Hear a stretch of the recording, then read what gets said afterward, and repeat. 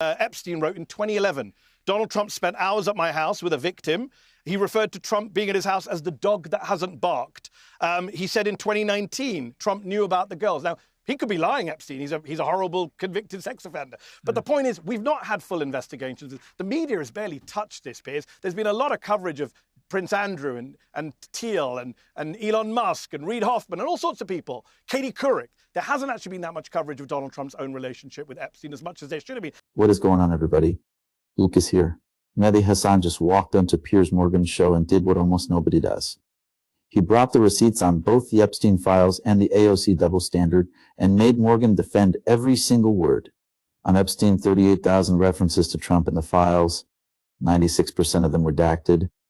Trump on the plane 8 times after saying he never went.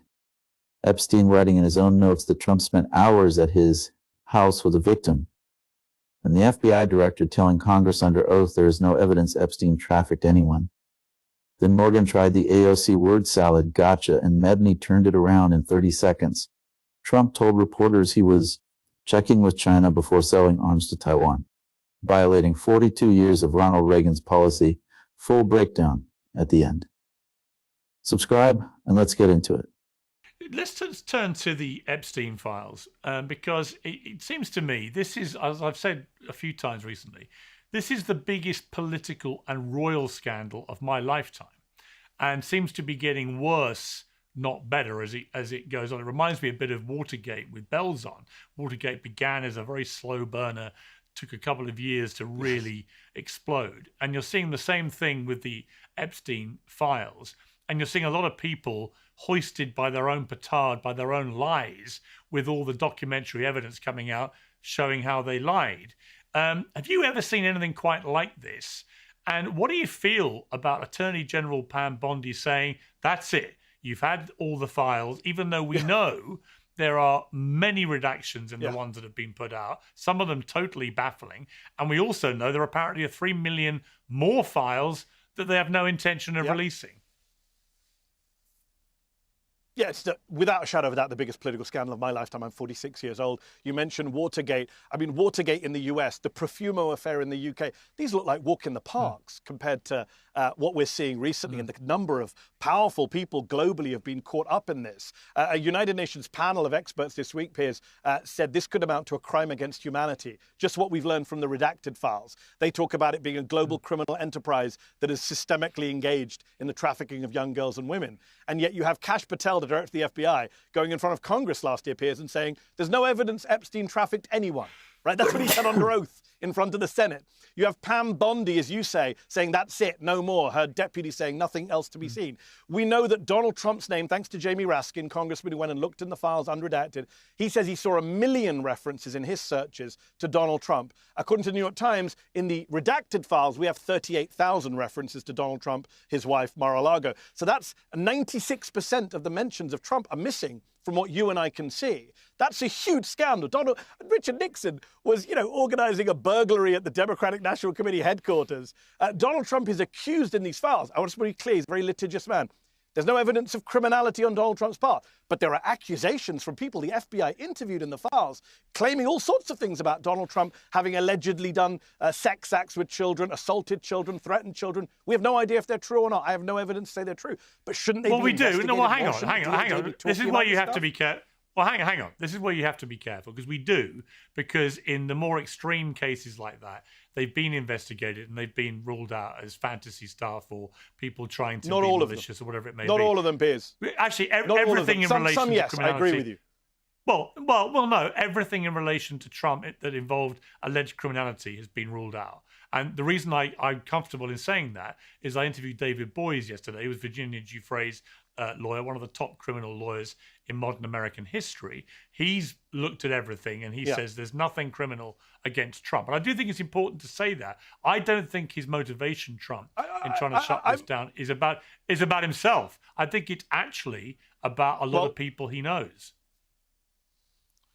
Well, I agree with that. And he told Marjorie Taylor Greene, according to MTG, that you're going to hurt my friends, which in itself is a massive scandal. And I think you would agree if he is covering up for rich and powerful friends.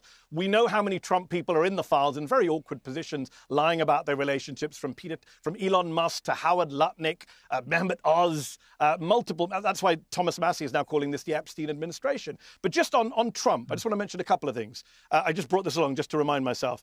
Donald Trump traveled on Epstein's private jet many more times than has previously been reported, or that we were aware. That's an email from one of his own DOJ lawyers in 2020. Trump lied, Piers, when he said he never went on the plane. He went on the plane 8 times. We know, for example, that Epstein wrote in 2011, Donald Trump spent hours at my house with a victim. He referred to Trump being at his house as the dog that hasn't barked. He said in 2019, Trump knew about the girls. Now, he could be lying, Epstein. He's a horrible convicted sex offender. But the point is, we've not had full investigations. The media has barely touched this, Piers. There's been a lot of coverage of Prince Andrew and Thiel and Elon Musk and Reid Hoffman and all sorts of people. Katie Couric. There hasn't actually been that much coverage of Donald Trump's own relationship with Epstein as much as there should have been. If this was any other president or politician, this would be a huge scandal. And I agree with you on the kind of, we haven't got evidence of criminality, but I just want to show, this is in the Epstein files, right? This is page 21. This is a 21-page FBI PowerPoint presentation. This is the page they have from last summer called Prominent Names. Donald Trump's at the top with 2 allegations in there. Now, I'm not saying those are proven allegations, but the idea that we as a media, that the American public's not even familiar with those allegations, I think we need to be talking much more about what a huge scandal this is and how many lies have been told by the people in power, not just Donald Trump. And I know Bill Clinton is going to have his day to talk about what were his relationships with Epstein as well. Piers, I'll say this, one last point. I no longer can just laugh at people who come up with conspiracy theories anymore. I can't. I used to be very dismissive of conspiracy theories. No, but I agree. Unfortunately, when it comes said to this, we have seen the lies and the cover-up. Do you know what? I said the other day I would literally now be prepared to believe any conspiracy theory relating to the Epstein scandal, because so much of it is actually coming true.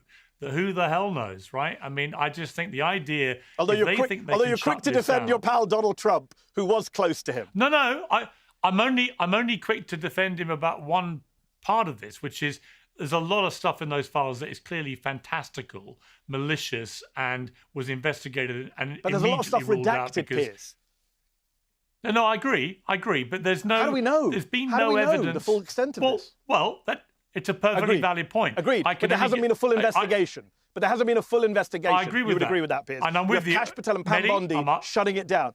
Why is the director of the Mehdi, FBI and the Attorney General shutting it down? Mehdi, you're preaching to the choir. I've been saying the same thing. There should I love it when we absolutely agree. be full transparency. I love it when we agree, Piers. I always feel a bit disconcerted when we agree. Let's talk about something else. It's interesting because let's assume a scenario here which plays out. I said on my show on Monday, we were talking about the polling for Trump and the midterms coming up pretty soon now, right? We're nearly in March. You've got midterms in November. It is highly likely, the way things are looking, that the Republicans will get a big beating in the midterms unless something extraordinary happens, which it might. But if they do and they lose control of the House, then any president in that position pretty much becomes a lame duck president. And if that happens, it's a free-for-all for what happens next, both amongst his own party and, of course, the Democrats. The Democrats don't really have yet, to me, anyone clearly coming through in the way that Bill Clinton did or Barack Obama did, which is a massive problem for the party. One of their leading lights is Alexandria Ocasio-Cortez. And I watched this clip of her. She went down to the Munich conference, I think to sort of show her global aspirations and how smart she was and so on, and ended up getting pretty well ridiculed for a few things, but one of which was her explanation when she was asked by a friend of mine, actually, would and should the US commit troops to defend Taiwan if China were to move? And she said this. Would and should the US actually commit US troops to defend Taiwan if China were to move? I think that this is such a, I think that this is of course a very long-standing policy of the United States. And I think what we are hoping for is that we want to make sure that we never get to that point. And we want to make sure that we are moving in all of our economic research and our global positions to avoid any such confrontation and for that question to even arise. Now, if Donald Trump had come out with that, you'd have gone, what the fuck is he talking about? That is a load of gibberish word salad nonsense. So in the cause of intellectual honesty, Mehdi Hasan, would you say that what we just heard was a load of gibberish word salad nonsense? No, I think what we heard was not her finest hour in terms of articulating an answer on a very complicated subject. I was awkward watching that. It's obviously not great to and ah for 20 seconds. I wrote a book about public speaking. You know that I've addressed these issues and people who do public speaking. It wasn't a great moment for her, but the idea that that summed up her presence at Munich is actually what I would question the premise of your entire discussion. You just played a clip from an account. I noticed where you played it from. It's a well-known right-wing MAGA Twitter account. The right are very good, Piers, aided and abetted sometimes by your good self, in pushing narratives about Democratic politicians to brand them. Why does it matter where it came from? In 2000, they did it to... It does, because, for example, she gave fantastic answers on inequality, on Gaza, on authoritarianism. She spoke to a packed crowd in Berlin the next day. She met with the SPD. She met with the far left. No one mentions any of that. Instead, everyone in the US media is talking about this because the right wants you to talk about this. That's my first point, that this is a very manufactured narrative. And number two, it's not at all equivalent to Trump, Piers.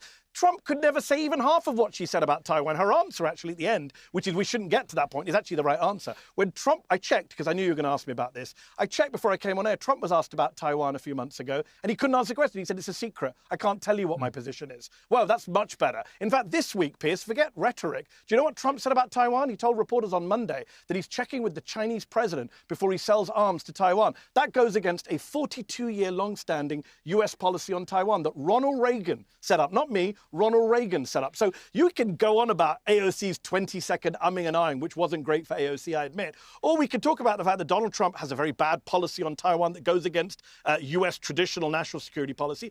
And we could talk about the fact that Donald Trump's sentences make AOC look like the most eloquent woman in history. What are you talking about? Have you heard Donald Trump rant about shark attacks, about the size of Arnold Palmer's penis, about toilet flushing? AOC's never said anything like that. Donald Trump, hold on, I haven't finished. Donald Trump went to Davos, Piers. Did you play the clip? Did you play the clip, in the interest of fairness and intellectual honesty, to quote you, did you play the clip of Donald Trump in Davos calling Greenland Iceland again and again and again? He went to Davos and embarrassed himself, calling it Iceland. And by the way, worse than calling it Iceland, he wants to invade Greenland. No Democrat has ever suggested anything as mad as going to war with Denmark as Donald Trump. So please don't come here and talk about gibberish and intellectual honesty. Your pal is the most deranged person to ever get close to any top office anywhere in the West.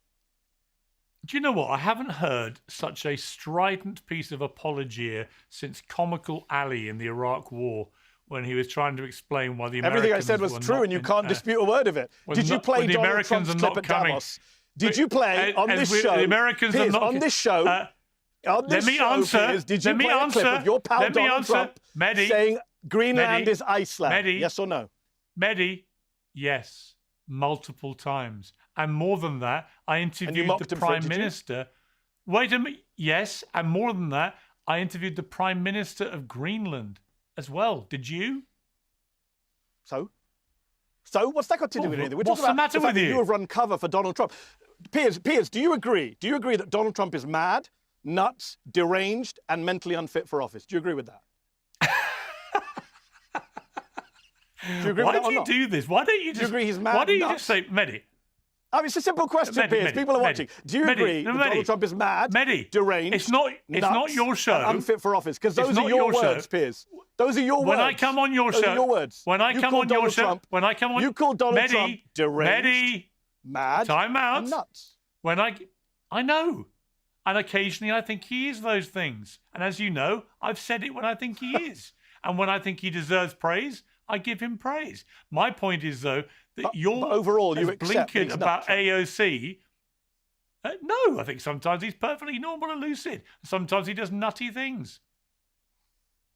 Most of the time. Come on, Piers. This is a man who rants about shark attacks, who talked about Arnold Palmer's penis at a rally, who did an impression of someone doing oral sex on a microphone at a rally. There's been no president like this. I hate George W. Bush, but I would put George Bush 100 times above Donald Trump in terms of intellectual and mental fitness for office. You cannot question any Democrat's intellectual fitness for office when you have supported this man, the most deranged man, your words, deranged, mad, nuts man, in office. Just to be clear, this is a man who couldn't find Taiwan on a map if his life depended on it. Mehdi, here's the problem.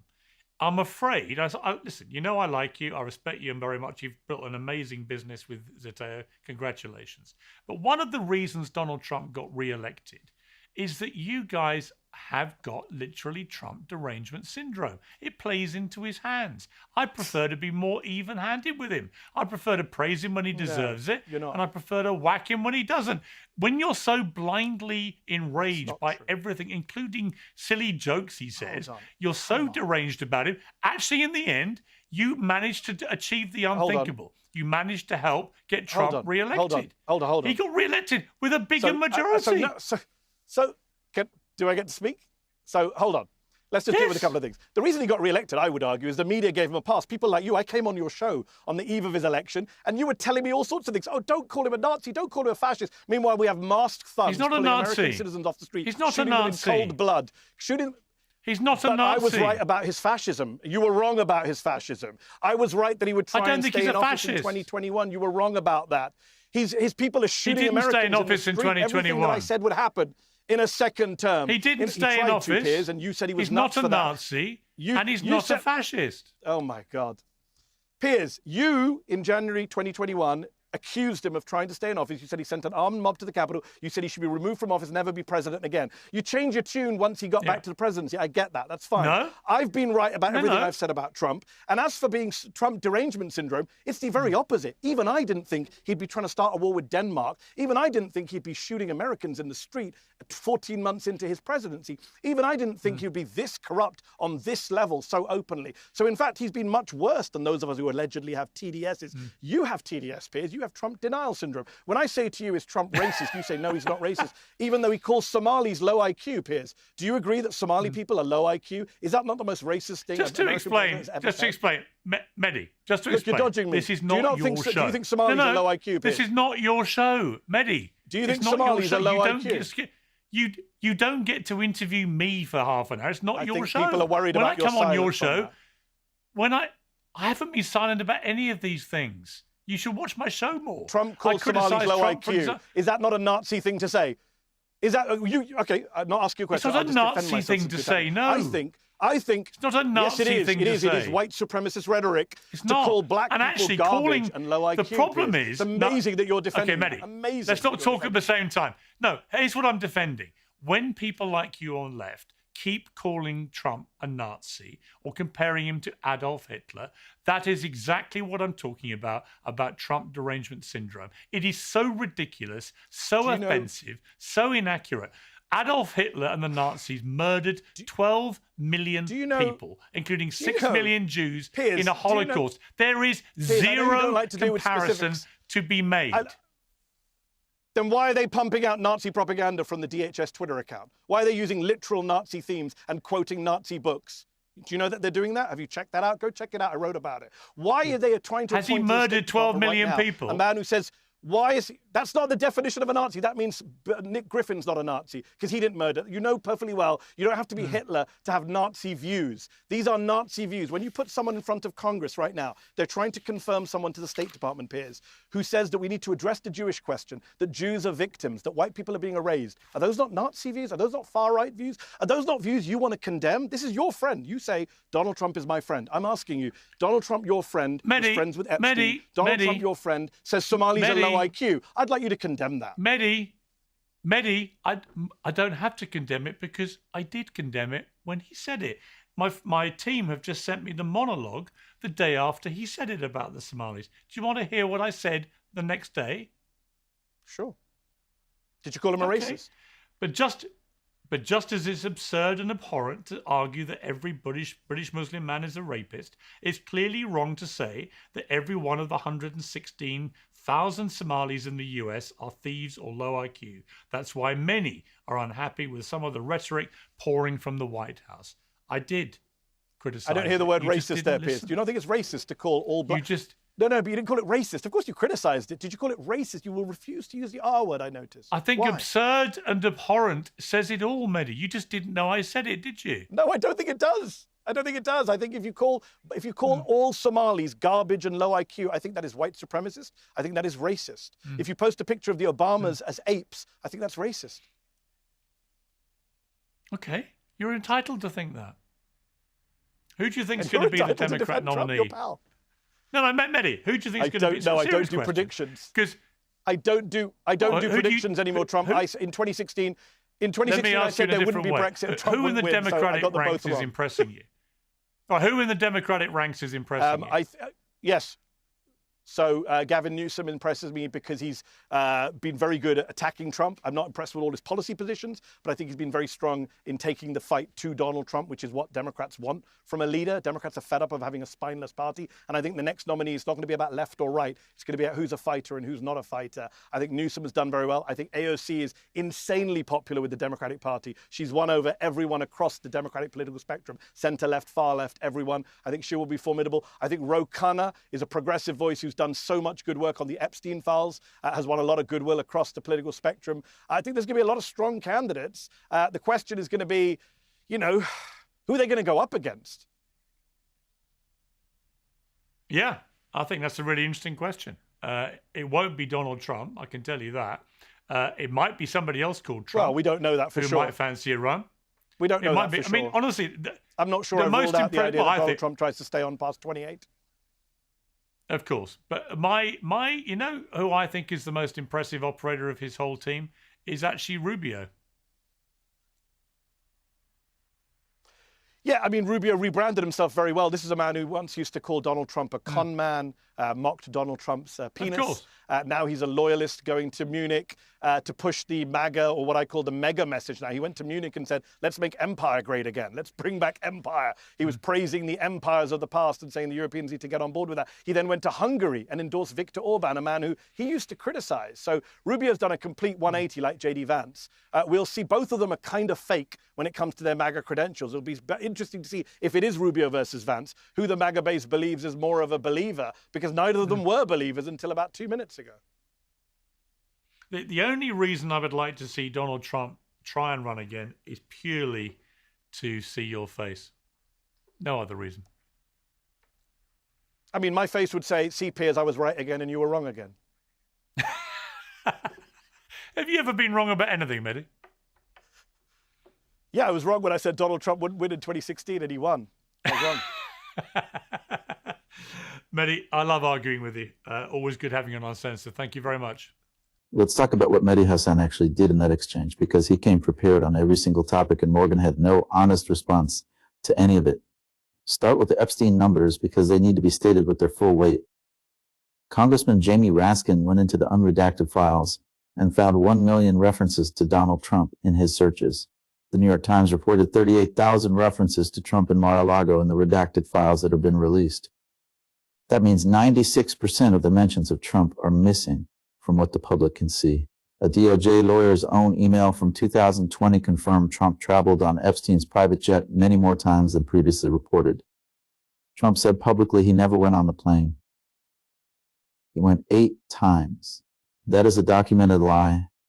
Epstein wrote in his own notes in 2011 that Trump spent hours at his house with a victim. He described Trump's presence as the dog that hasn't barked. In 2019, Epstein said Trump knew about the girls. Now, Epstein was a convicted sex offender and could be lying. Mehdi said that clearly.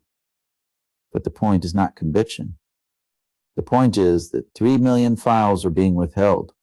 Pam Bondi declared it over. Shash Patel told Congress under oath there is no evidence Epstein trafficked anyone.